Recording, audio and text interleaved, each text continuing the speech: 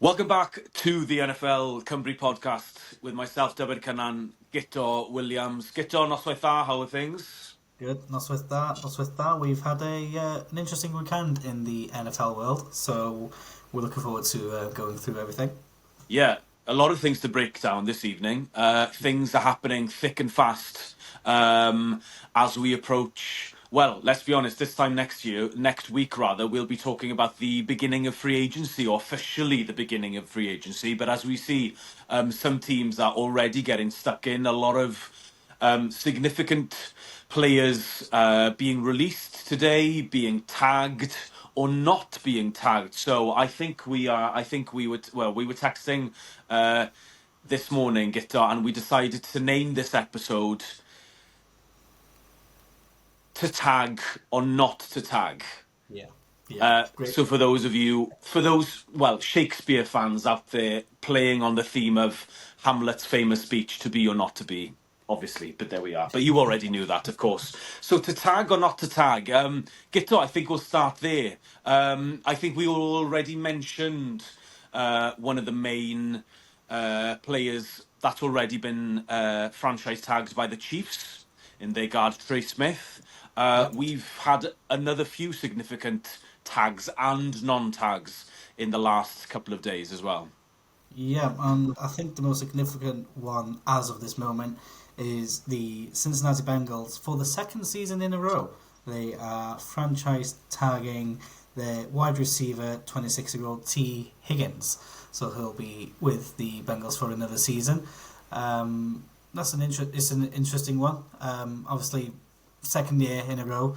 They still haven't offered him a full contract as of yet, but from what I've been reading from the reports, they do want to keep T. Higgins as a long-term plan for their franchise. So, yeah, T. Higgins and Trey Smith, as you mentioned, a guard for the Kansas City Chiefs, both have been officially franchise tagged for their franchises. Gito, just back to T. Higgins. I genuinely don't know if they'll be able to keep him because they have to pay Jamar Chase as well. Yeah. I don't think the Bengals are going to be able to pay two number one wide receivers.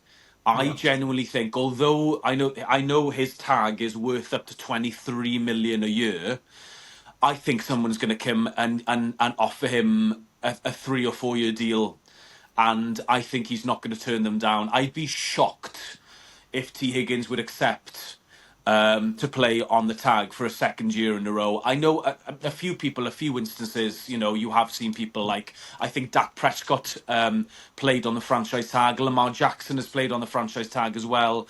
It's very rare, especially for a wide receiver. T. Higgins, he's about to go into his prime. He's going to get paid, and he's going to have a lot of teams offering him to become their number one wide receiver, because in the end of the day, I think ultimately he's going to be behind Jamar Chase in the pecking order.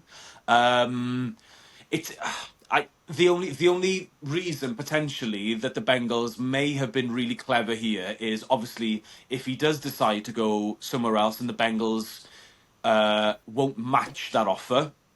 That's the whole reason of the tag, is that they will get a compensatory pick, meaning that they will get another pick in next year's draft because they've lost a significant player on their roster. So that might be an element to do with their decision as well, but we'll see.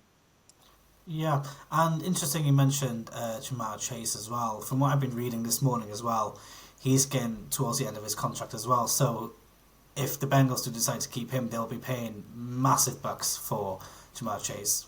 Probably a top 3 wide receiver in the league as of now.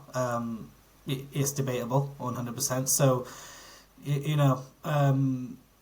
although they have put a franchise tag on T. Higgins, there is that debate going on right now with if they're going to pay, because they might be able to pay double to keep Jamar Chase.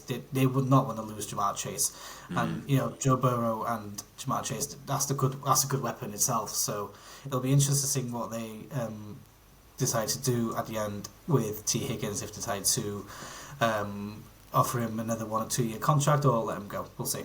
Yeah, sticking with the Bengals just for a second. if they do intend, like you said, to keep Chase and Higgins, obviously they're going to have to do a lot of uh, cap slashing and a lot of releasing over the next couple of days. So they released their offensive guard, Alex Kappa, a 3-year starter, former Tampa Bay Buccaneers starter who won the Super Bowl with Tom Brady a couple of years ago. He's only 30, so he's in his prime. He's a brilliant player. The Dolphins badly need an offensive lineman, and especially a guard. Our guards were trash last year. That's why we couldn't run the football.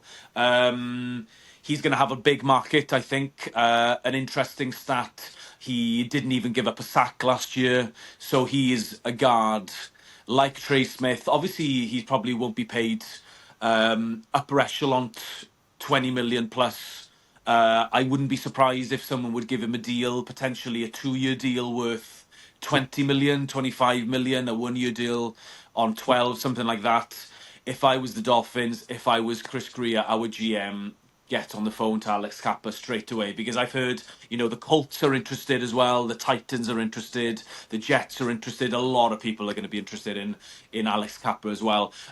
So though T. Higgins is probably the main franchise tag so far, along with Trey Smith, like you said, but also I think is just as important the players that haven't been franchise tagged with their teams. Shall we start off with probably one of the biggest free agencies available? Let's start with Sam Darnold of the Minnesota Vikings. Yeah, Sam Darnold, one of the main stories of last season. He's been at a few clubs.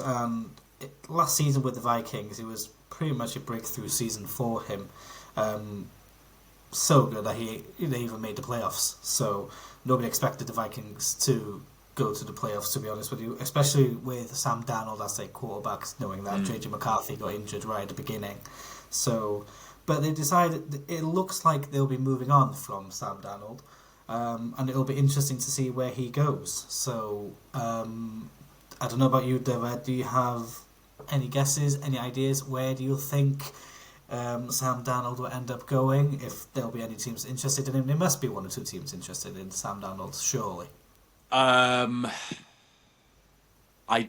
doubt that he would go back to the Jets, although it seems I like the agree. Jets are in a Yeah. full rebuild mode. We'll get to the Jets very Yeah. shortly. We were talking just 100%. before coming online. We were saying that potentially, well, you said the Pittsburgh Steelers might be a good option, and I wouldn't say no to that. But I just think he would be very, very good in Las Vegas as well. He'd be guaranteed a starting spot. I don't know what's going on with the Steelers at the moment, Gito. Like I'm hearing that they apparently prefer to bring Justin Fields back, and they're going to release Russell Wilson. Both of them were on a 1-year deal. I completely understand why they would keep a younger quarterback, a more agile quarterback. I thought Fields did really well in the 6-7 games before Russell Wilson, whilst he was out with a calf injury. The only thing is, I don't see him going to the Steelers, because ultimately, like you said, he had the season of his life. He had a breakthrough season. He's definitely going to want to start. I just see him fitting perfectly in with the Las Vegas Raiders. Tennessee, I think it looks more likely that they are going to draft at number 1. The Giants are probably going to draft as well. It's probably going to be between Shedeur Sanders and Cam Ward. I see a lot of mock drafts saying that Cam Ward is definitely going to be the number 1 QB, and that I think we said last pod that Shedeur is falling quickly, and some have got him mocked out of the top 10. So yeah, Sam Darnold, I think he deserves to start somewhere. He's proved his point, but he was drafted by the Jets. I just don't see him going back. To you? No, I definitely don't see him going back to the Jets at all. It didn't work out for him when he got drafted. Yeah, before we just came on, I did mention the Pittsburgh Steelers with the situation going on with Justin Fields and Russell Wilson. One of them will likely be leaving the franchise unless a drastic change happens and they decide to keep both again. But obviously, Justin Fields wants to be a starter, and Russell Wilson has a few more years, and he believes he wants to be a starter as well. A team that just came to my mind as of this moment of time is the Tennessee Titans. They're number one in the draft. There's a few mock drafts I've been reading, and a lot of the pundits are suggesting that the Titans will be going for a edge rusher or a defensive-minded player as their number one pick. They are the first team, the number one pick. So, but they are looking for a quarterback anyway. It'll be interesting to see if the Titans will have any interest in Sam Darnold. But obviously you've got other teams. You've got the Raiders. I can see the Raiders going for him as well, 100%. So it's between those three teams for me: the Steelers, the Raiders, and the Titans. Another dark horse that's just come to mind as well is potentially Cleveland. Cleveland Browns. Yeah, that's very true. It would be. I could imagine the Cleveland Browns bringing him on a 1-year deal. Obviously, but then again, would they sign him to a multi-year deal with Deshaun Watson? Obviously, he's likely to be missing the rest of the season. Well, the rest of next season even. So yeah, I think his time is done. I think they're going to release him. He re-aggravated his injury, so he's. I think he tore. I think it was an Achilles injury. So he ruptured his Achilles again, which means he is definitely going to be out next season. So he won't be appearing for the Browns at all. So they were down to their third or their fourth string quarterback. Jameis Winston was injured. He was their number 2, their backup. So I think Cleveland are going to want to get out of that, because that's probably one of the worst trades in NFL history. The Deshaun Watson debacle, what's gone down. He clearly wasn't himself after coming back after taking a year out with his legal proceedings off the field and things like that, and he's underperformed. He's had 2 season-ending injuries, and they'll definitely release him. They'll probably take a hit, and they'll probably take a big cap hit, but ultimately I think it's better. And I've heard a lot as well around a lot of the team inside the locker room just had completely turned against him and wouldn't even contemplate playing for a team quarterbacked by Deshaun Watson as well. So yeah, I think he's going to be gone 100%. Yeah, and you mentioned the cap hit as well. Looking at this list here, they're the second worst team with the second worst cap hit. So it's going to be, if they go down that direction, it will be a very difficult few years for the Cleveland Browns. They've not had the best of few years leading up to now anyway, to be honest. Obviously, they made that playoff push, must have been a couple of seasons ago. But they've never been the perfect team. So, yeah, it's going to be a long few years, I think, for the Cleveland Browns. Yeah, so just quickly, just another one to look out for. Well, from my personal point of view as well, is that another player that hasn't been franchise tag. No surprise here for me as well. As a Dolphins fan, the Dolphins haven't tagged their safety, Javon Holland. He was their second-round pick in 2021.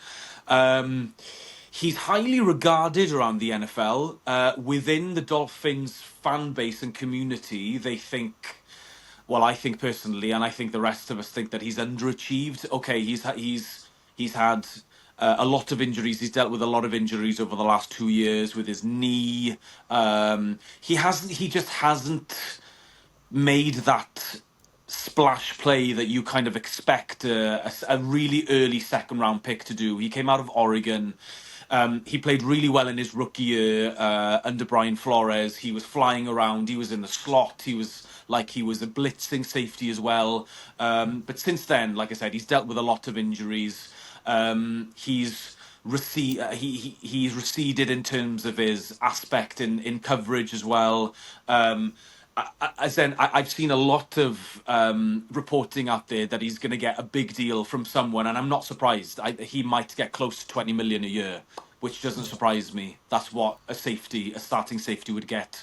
But if I'm the Dolphins, I wouldn't worry too much about getting rid of or leaving Javon Holland test the market. However, Guto, if he does leave, that leaves us with zero safeties on the roster. So Yeah. we need to find at least 3 or 4. So I'd be expecting the Dolphins to go out in the first couple of days of free agency, which starts a week today, by the way, to get at least 2 safeties in free agency, and they will probably draft another one as well. Yeah, you're number 13 in the draft, so there could be a potential safety there for you. So Yeah. I was going to ask you, David, Jevon Holland, he's only 25 years of age. He's done a few seasons with you already. Do you think, with the depth of that position in the Miami Dolphins, do you think it's worth letting him go and shop elsewhere, or do you think you should keep him, but also add another 1 or 2 players to that role, bringing competition for him? I'd at this point, I would rather spend the money elsewhere. We have bigger needs, if I'm honest with you, than keeping a Yeah. safety. We need 2 guards. We need a defensive tackle. We need a wide receiver 3. We need a tight end 2. There's just so many, and we need a cornerback. We need a cornerback as well. We let one of our cornerbacks leave, so luckily we've got Jalen Ramsey on one hand. We need another one on the boundary as well. So for me, it's an easy decision just to let him go, because ultimately the Dolphins don't have up to 20 million a year to just spend on a safety that hasn't really shown his potential in the last 4 years. So for me, if you're asking me, it's an easy decision. And from what I'm seeing on the chatter around the Dolphins as well, I think we all know that Jevon Holland's time was up.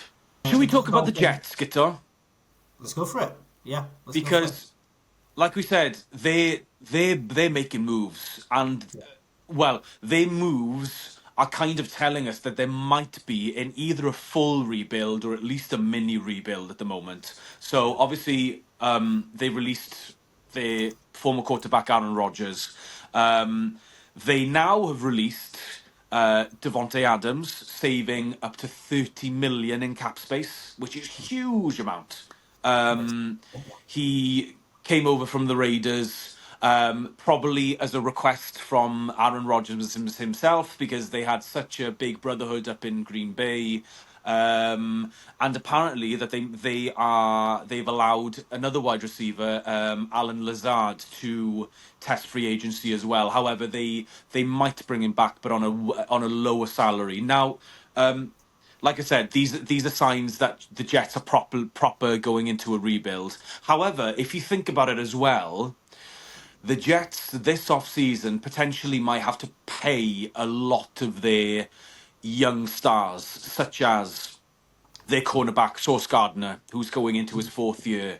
Their star wide receiver Garrett Wilson was very, very unhappy towards the end of last season. He will definitely want to be paid.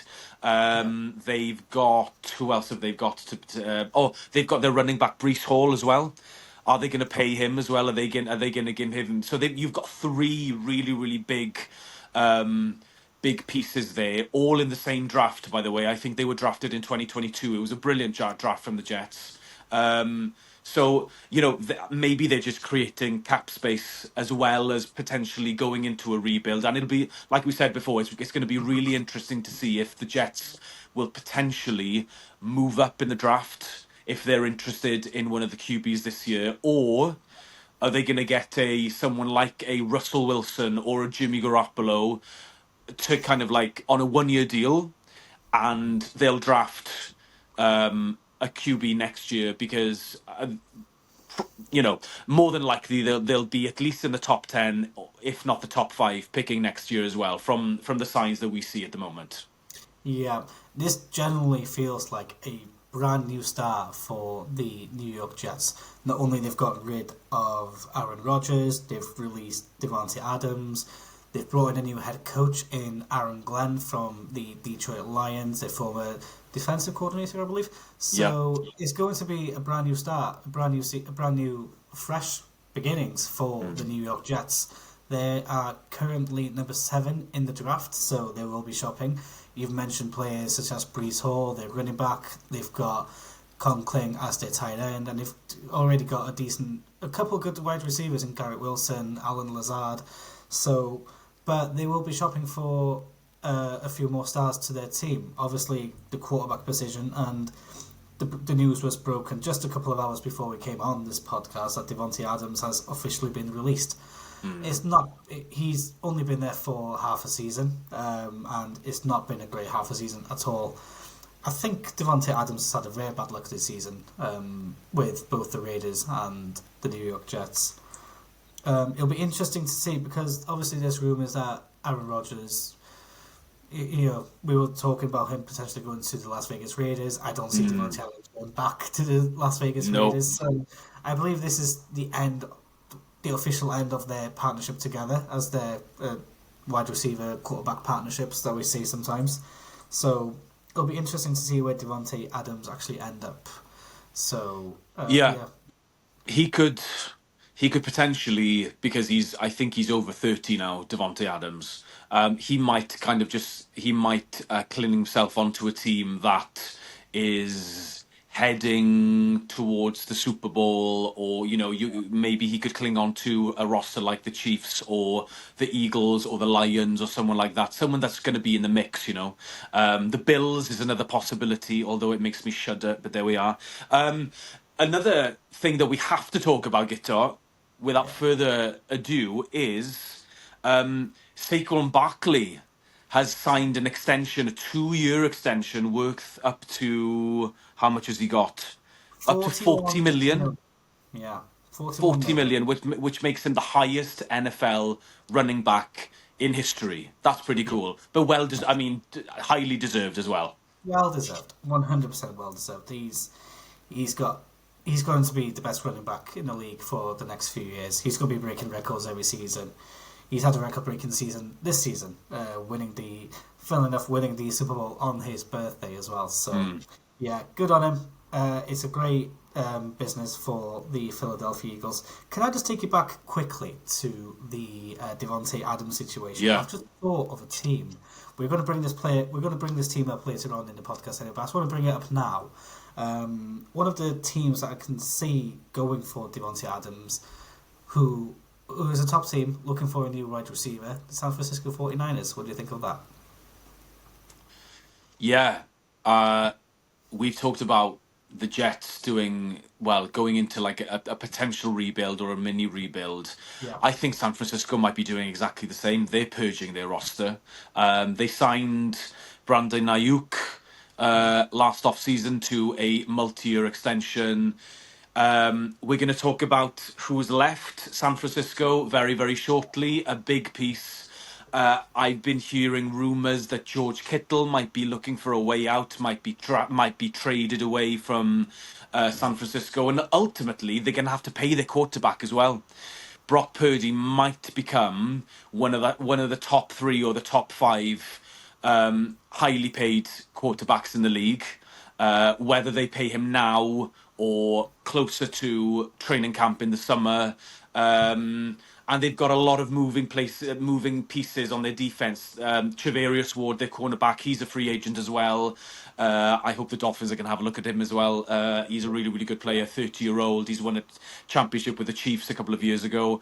San Francisco are going to look. I think they're going to look very, very different to how they did last year. It's all going to depend on how their players are going to react from their injuries. Ayuk was injured.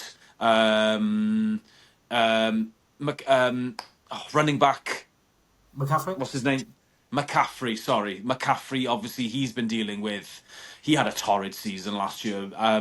After having probably one of the best seasons for a running back we've had for a while. I know we've been talking about Saquon, but I think, Saquon and when McCaffrey is fit, they're the clear, 2 contenders to be the best running backs in the league, along with potentially Derrick Henry and others as well. San Francisco they've got a lot of shifting to do, but I think this brings us very, very nicely over to who has already left San Francisco. Yeah, the big news of the weekend. Deebo Samuels has been traded to the Washington Commanders for a 5th round pick. This bargain, Guitar. Absolute bargain, if you ask for me. 100%. And this already tells me that the Washington Commanders, they're not wasting time. They are going for the Super Bowl next season. If I can just go through with you quickly the weapons of the Washington Commanders. Quarterback, Jaden Daniels, one of the best up-and-coming quarterbacks in the league. Running back, Brian Robinson Jr., easily maybe top 10 in the league right now, 100%. Obviously, Deebo Samuels as the wide receiver. They've also got Terry McLaurin, who had an outstanding season last season for the Commanders. And they've got Zach Ertz as their tight end. So that offensive line on its own screams that they're going for the Super Bowl next season, 100%. That's a scary front team. And it's going to be very exciting to watch the Washington Commanders next season. If they're all healthy, obviously Deebo Samuels, he had a bit of a knock last season, I believe. So, but if they're all healthy, then I don't see why they can't reach the same levels as they did this season, if not higher. Yeah, the Commanders are definitely making moves because it kind of shocked me at the beginning of last season when they traded away their first round pick, another wide receiver, Jahan Dotson, over to the Eagles. Because I thought he was a really, really good player. I think he was a second-year player alongside probably one of the most underrated wide receivers in the NFL, Terry McLaurin. I think he's absolutely fantastic. He showed his worth in the playoffs at the beginning of this year. Adding Deebo to that lineup, like you said, he gives you, well, first of all, he gives you a dual threat. He's a wide receiver. He's also been used as a running back in the past by San Francisco. I'm not sure if that's going to continue because, like you said, he's been dealing with a lot of injuries. And as a running back, obviously you come up against D linemen, blitzing linebackers, blitzing safeties. So maybe they'll kind of keep him out on the boundary. But I really like that 1-2 combo of Terry McLaurin on one side, Deebo on the other. I think the signings that they did were really, really clever. Like you said, Zach Ertz and tight end. He's won a Super Bowl with the Eagles 6 or 7 years ago, so he's been there. And another underrated signing, I thought, alongside Brian Robinson Jr. in the running back room was Austin Eckler from the Los Angeles Chargers as well. He brings a lot of he's a power back. And he brings another element to, and I think a lot of perspective and leadership into the locker room. And I'm sure Zach Ertz brings exactly the same. But like you said, Gito, it's kind of scary. And, we've got free agency and the draft to come. So I can't wait to see what the Commanders are going to do over the next couple of weeks. Yeah, me too. Dan Quinn, he has a very good roster on him. He's a decent coach, Dan Quinn. Really good. He knows what he's doing as well. So, yeah, it's going to be really, really interesting to see how far the Commanders can go with this team. And like I said, I genuinely think they can go that one step further next season. Obviously, a lot can change from now and the start of the season, but it's very exciting. Yeah. Another move worth noting as well. The Dallas Cowboys have signed their defensive tackle to an $80 million deal over 3 years, I think. $80 million contract. They re-signed their defensive tackle, Osa Odigizua. I hope I've pronounced his name right. Odigizua, to a 4-year, $80 million contract. Yeah, if I'm honest with you, I actually hadn't heard of him before. Includes $58 million guaranteed. This was reported by Ian Rappaport. They were going to a lot of people thought that he was going to be franchise tagged, but they decided to sign him to a long-year deal. So yeah, that's just worth noting as well. He's 26, a reliable presence in the trenches. He started all 17 games over the past 3 seasons. So, they drafted him as well. And, he was a 3rd-round pick in 2021. So he's done really, really well there. 80 million is a massive contract, even over 3 or 4 years. So yeah, there's a lot of money going to be thrown around the league over the over the next coming weeks. Guto, have you got anything else to add before we end? Anything else to add? I believe we've covered the Darius Slay, James Bradbury situation. I believe Oh, we we've covered didn't. all. I don't think we did we?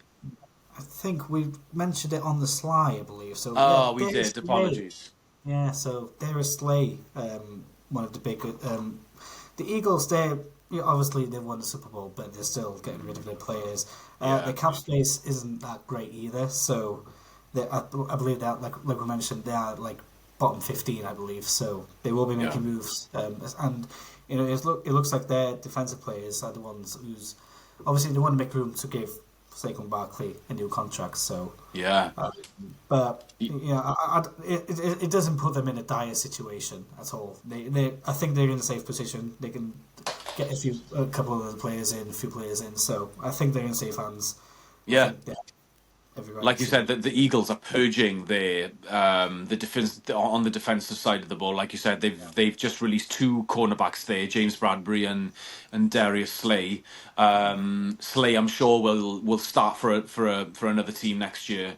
And you know they defensive tackle Milton Williams. He's a free agent as well. I believe Josh Sweat should have been the Super Bowl MVP. He's a free agent as well. So it's yeah, absolutely crazy all these pieces the Eagles have, and they still have Jordan Williams, Jalen Carter. These are still on rookie contracts at the moment. yeah, I'm sure they'll do as much as they can to bring back, especially Sweat. And I don't think apparently Williams is going to leave. I think he wants his contract. He wants his money. So I think he's going to leave. Potentially Sweat will be back. In terms of the cornerback situation, obviously they drafted Quinion Mitchell. Sorry, he turned out to be one of the best in the league. So they'll be potentially looking for another, unless they'll find another in free agency, or they'll draft another one, because they're probably one of the best drafting teams in the NFL as well. That's why they're constantly on a carousel, and they're bringing new players.